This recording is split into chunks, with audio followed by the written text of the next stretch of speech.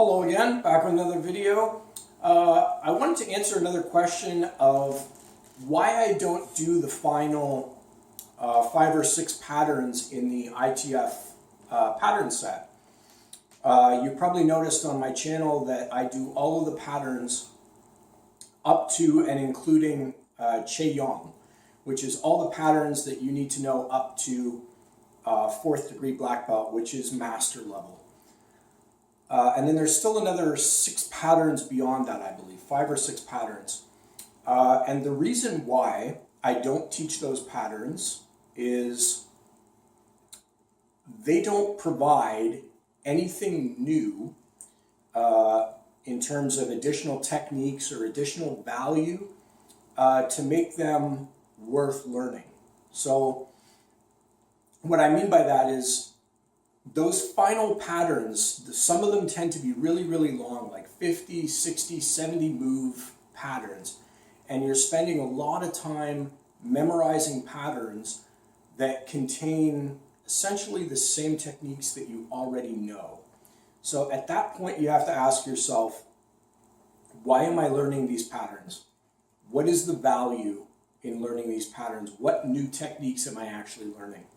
So what I did with my patterns, with specifically, I have my own pattern set, which is derived from what I learned at Chung Won Oh school when I was there.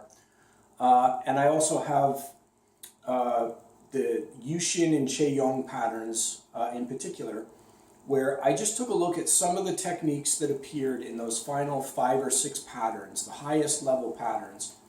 And I took a look at some of the moves that were unique to those patterns, and I brought some of those techniques down into pattern Yushin and Choi Hong so that it adds value to those final 2 patterns in my set, and it removes any need to invest in learning an additional 300 some movements of those final patterns. And really the final nail in the coffin for those patterns is that most students never get to that level. I mean, let's be honest. It takes about 4 years to get to black belt. When you get black belt, it takes, probably almost another 10 years to get from black belt up to 4th degree black belt. So by the time you're talking about 5th and 6th degree black belt, you're talking about students that have been doing Taekwondo for 20 years. And at that point, by the time you've been doing it for 20 years, you're probably at an age where, your body is no longer able to do some of the techniques anymore. Maybe you're at an age where you're just teaching the classes now at this point. You're not doing so much training anymore. Really, there aren't very many students that do any martial art for that long and that get up to that rank in particular. So to have patterns that are up there at that level, they're effectively patterns that nobody learns when they're doing Taekwondo. Like, let's be honest, nobody learns those patterns.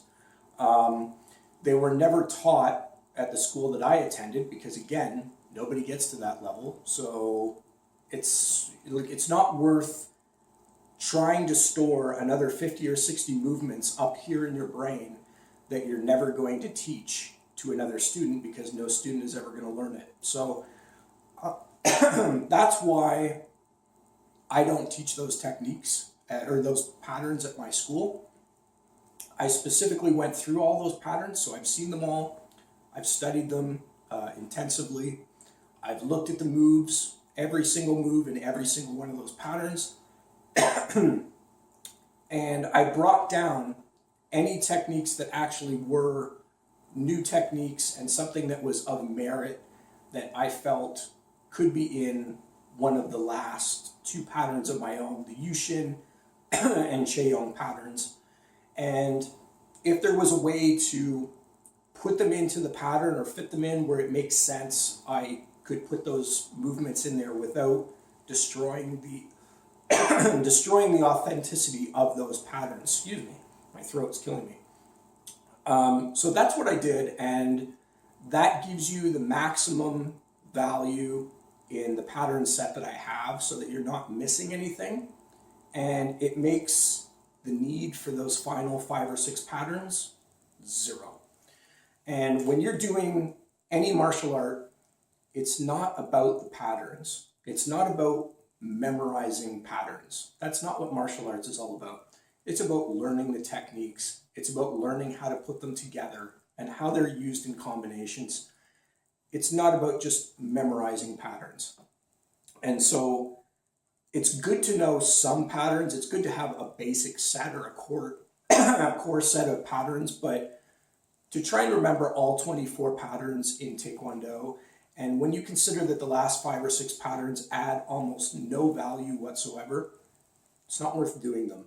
And a lot of those patterns, they weren't even in Taekwondo when the art was first created. A lot of those patterns were added later. So I hope that answers that question. Like I said, that's why I don't teach those patterns. It's not that I don't know about them. It's quite simply that I don't care about them. So till next time, thanks for watching.